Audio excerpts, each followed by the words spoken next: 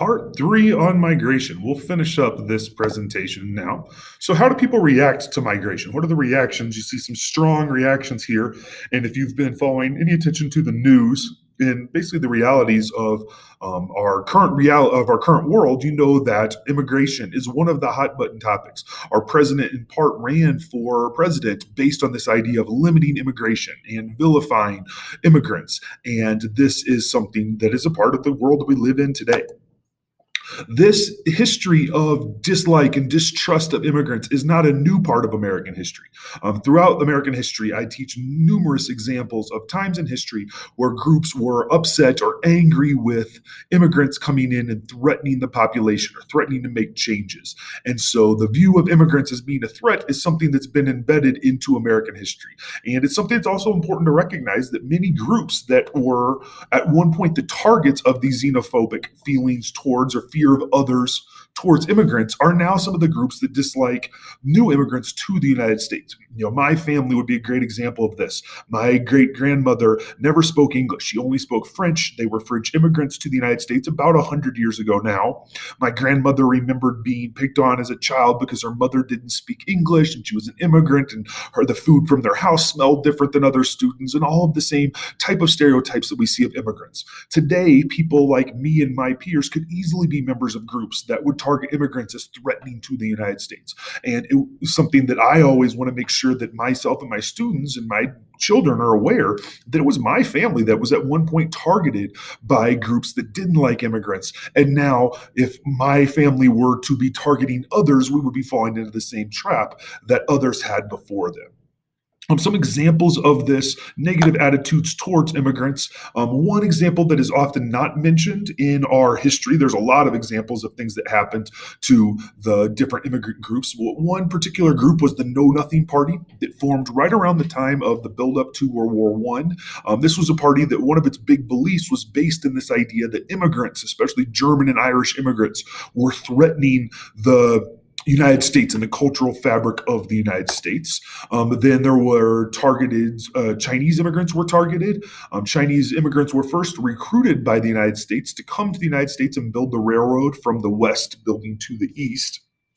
After that railroad was completed, though, there was a fear that Chinese immigrants were not doing the things that other immigrants would, that they weren't ingratiating themselves in societies. They weren't learning to speak English. They weren't assimilating to American ideals. And so that led to the passage of the Chinese Exclusion Act. And that was supposed to just limit immigrants from China coming to the United States for 10 years in 1882.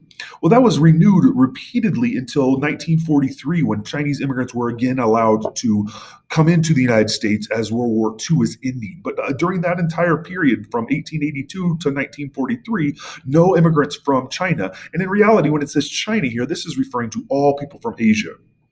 They're not allowed to migrate to the United States. In the 1920s, we start forming a quota system where we're going to allow in a certain number of immigrants from places. And that system was based in an idea, a perception of what immigrants were considered acceptable immigrants to the United States. And so that quota system kicked in during that time.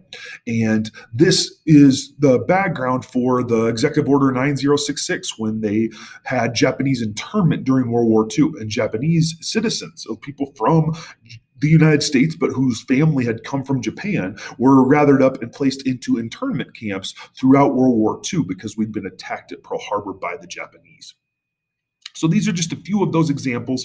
The system really doesn't change until about the 1960s, where we start to have a quota system like we do today, where our quotas are based just on the population of different regions in the world.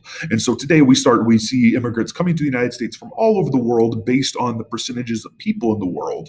But that's a new thing that's only been going on for about the last 50 years in the United States. And so the look of immigrants and where immigrants come from have changed over time to reflect areas as a part of that demographic transition and migration transition theory.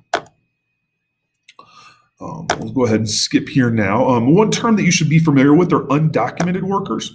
So people that come to the United States or come to another place without official documentation and permission are referred to as being undocumented.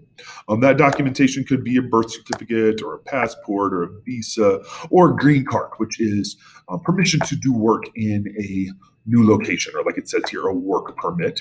And currently, it's hard to get numbers that are exact here, but we think there's somewhere around 11 million undocumented workers in the United States. These people have risked their lives in some respects. You can see a picture of that here to get to the United States and work here without the proper paperwork.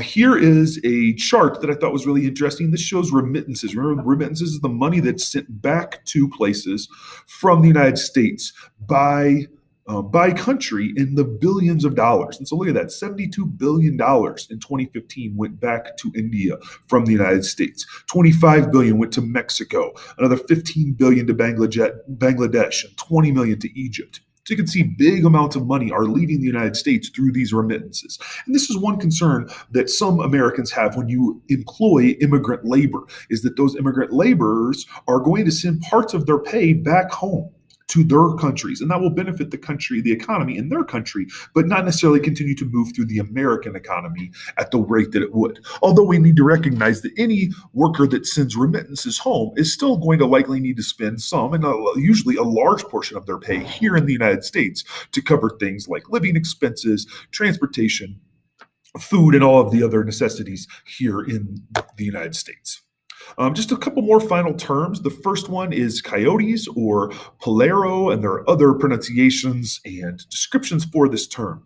But this refers to the big business that comes with transporting people illegally into a place like the United States. So anyone that will help you get into the United States, basically smuggle you into the United States, we would refer to as a coyote. And this is one of those situations that's ripe for abuse. There are people that desperately want to come to the United States and work. They will then be connected with someone that will promise them transport to the United States, say, here, pay me this fee, and I will transport you to the United States and help you set you up with a job or other opportunities in the United States. And so obviously, because what they are connecting them with, this work is illegal, this is not allowed, creates all kinds of opportunities for abuse of these workers, and unfortunately are these wannabe workers. And unfortunately, that abuse happens far too often with this coyote situation. Guest worker programs. If I remember right, I think this is our last slide. Yep. So let's finish up with guest workers. Guest workers are people, they're not refugees. We want to make sure we clarify that. People that are welcomed into a country with temporary permission to work and live in the country, but only for a limited amount of time. So like during World War II, the United States wanted to make sure we could continue to produce crops and agricultural goods in the West. But a lot of soldiers were off fighting in the war to do that work. And so we created the Bracero program, where workers from Mexico could come into the United States and work in agriculture, but then they had to return to Mexico. They weren't allowed citizenship with this program. The United Arab Emirates and the city of Dubai today recruits thousands of construction workers. You can see a picture of them here from Bangladesh, and that's another example of a guest worker program. Germany has a guest worker program as well that does a lot of the construction work in Germany with these guest workers. The key idea of the guest worker program that you want to recognize is that the host country is not going to allow these workers to permanently relocate. We want them for a limited amount of time. So if we're the UAE, we're going to recruit these workers to work for 3 years. After their 3 years are up, they have to return to Bangladesh, and we'll replace them with new workers. You might think to yourself, well, why would you do that? Why wouldn't they keep those same workers in place? The big concern that's often at the heart of guest worker programs is not having a culture impacted by immigration.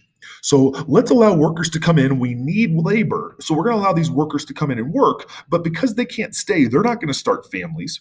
They're not going to start businesses. They're not going to change much about the culture of our community. They're just going to come in and work, and then they'll be replaced by a new worker who also won't stay long. Their children won't go to our schools, and so there won't be cultural changes that often would come as a part of that relocation diffusion with immigration. So guest worker programs are an attempt to meet labor demands without having culture change, and that has made them controversial over the course of history. All right, hopefully that covers everything you need about migration. That's a lot in those notes, but it's a bunch of good information about migration, which will get you ready for that test that we'll take when we come back after fall break.